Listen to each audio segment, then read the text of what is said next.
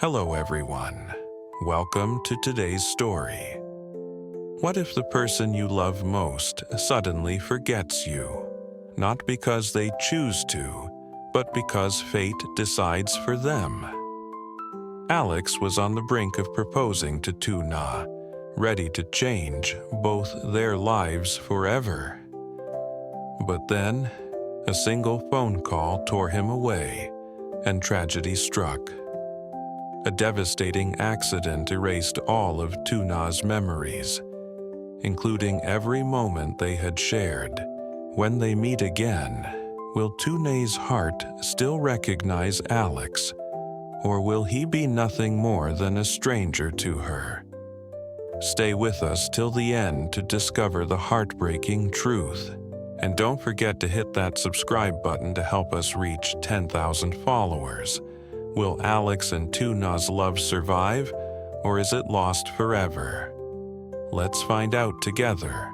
The soft morning light poured through the window, casting a golden glow on the weathered wooden floor. In the quiet, peaceful air, Alex stood, his fingers wrapped around a small box. Inside lay a simple yet elegant ring, a symbol of the promise he was about to make to Tuna. It wasn't the most extravagant ring, but it held all the love and hopes he had for their future together. In his mind, he had rehearsed the moment countless times, imagining her surprised smile, the soft laughter that would follow as she slipped the ring onto her finger.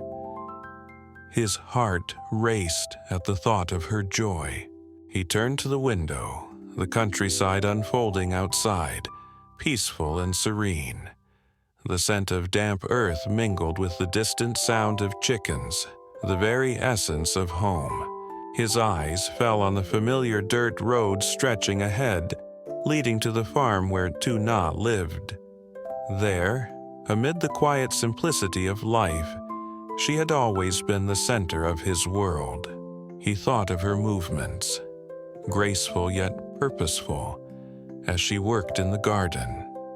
The way her hands gently touched the plants, the thoughtful crease between her brows when she was lost in contemplation. It wasn't the grand gestures that drew him in, but these small, intimate moments that made him fall deeper in love. As he held the box, Alex's heart swelled with anticipation. But then, his phone rang, breaking the peaceful stillness. He answered, the voice on the other end urgent, and his plans were interrupted. With a sigh, he placed the ring back in his pocket, love waiting for another day.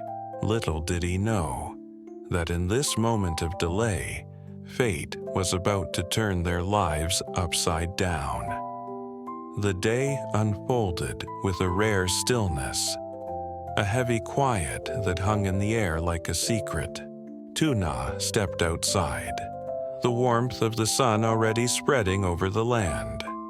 Her sleeves were rolled up to her elbows, and the scent of soil, animal feed, and ripening fruit mixed in the heavy air.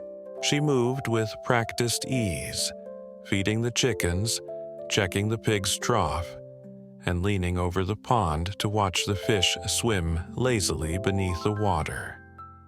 Her mind was full, but not with dreams. It was filled with the mundane tasks of daily life. Small repairs, baskets of vegetables ready for market, and the quiet routine that gave her days meaning. As she walked toward the gate, a decision crossed her mind. She would leave her child with the elderly neighbor down the road. The sun was already high in the sky, and the heat would be too much for the little one. She adjusted the child's hat gently before passing them over to the neighbor, the sound of the baby's laughter lingering in her ears. With that, she set off toward the market, the list of things to buy tucked carefully in her pocket. What she didn't know was that fate was already turning. Just as she passed the bend in the road, the world seemed to shift. The screeching of tires and the growl of an engine filled the air as a motorbike swerved into her path. The world tilted, and in a blur of light and shadow, impact stole her breath away. When Tuna awoke, the sterile scent of antiseptic filled her senses, and she found herself lying in a white hospital room. A voice, strange and unfamiliar, asked her name.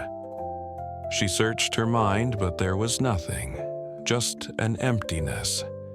Her memories, her past, everything was gone. The faces that loomed over her were strangers, their words hollow, unimportant. The accident had stolen everything, and with it, the life she once knew. Alex arrived at the farm, a weight pressing against his chest. The quiet farmhouse loomed before him, its gate locked, bathed in the warm light of the afternoon. He stood still for a moment, listening for the sound of her footsteps, the familiar hum of her voice. But all he heard was silence. The stillness was overwhelming, more oppressive than he had imagined. He sat on the wooden bench by the porch, the small box turning slowly in his palm, the sound of the hinge creaking too loudly in the quiet air. He imagined her walking toward him, a look of surprise crossing her face as she saw him there, perhaps a question in her eyes, and in that imagined moment he would finally speak the words that had been weighing on his heart.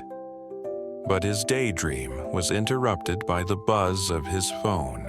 The urgency in the voice on the other end cut through the calm like a knife. An issue at sea with one of his shipments. His company, his responsibility, called him away. The decision was made without a second thought. He slipped the ring back into his pocket, stood up, and cast one final glance at the house. "I'll come back," he whispered to no one in particular, as if the walls could hold his promise until he returned. The road back to the car felt longer than it ever had before. Each step was an argument between duty and desire, between the love he longed to express and the responsibilities that pulled him away. He drove off, the wind from the open window carrying the scent of the fields, and wondered if the moment he sought would still be there when he returned, or if it would slip away like sand through his fingers. Tuna woke to a world that felt unfamiliar. The bright light of the hospital room was blinding, the sterile scent of antiseptic stinging her nostrils. Voices surrounded her, urgent, distant, like muffled whispers from a far-off dream. But there was no warmth in their words, no connection. They were strangers. She searched her mind for anything, a name, a face, but found only emptiness. The woman at her side asked questions, but she couldn't answer. "Who are you?" they asked, and each time Tuna tried, but the memories, her past, eluded her. When she was finally released, she was given a bag of medicine and vague instructions. The world outside was too bright, too loud, and she wandered aimlessly, following the rhythm of her footsteps. Each landmark seemed alien, each turn unfamiliar. The streets, once full of meaning, now felt foreign. She walked without purpose, feeling disconnected from the world, lost in a sea of strangers. There was no recognition in her heart, no familiar echo to guide her. The road she walked led to nowhere. The faces she passed blurred in her mind. She was, in every sense, a stranger in her own life. With no memories to guide her, Tuna's existence felt like it was slipping away, suspended in a place between who she had been and who she was becoming. The sun hung heavy in the sky as she continued down the road. The world moved around her, but she couldn't find her place in it. She knew there were people who loved her, who would call her home, but she didn't know where home was. The past was a fog, and the present felt like a dream she couldn't wake up from. Days turned into weeks, and the absence of Tuna gnawed at Alex, a constant ache deep in his chest. He had returned to the farm several times, always hoping to find her waiting for him. But the house remained empty, quiet, as if time itself had stopped. His calls to her went unanswered, and no matter how many times he tried to reach her, it was as though she had vanished from the world. Then, one afternoon, Alex stood in front of her door once again, the small ring box still hidden in his coat pocket, the promise of love still unspoken.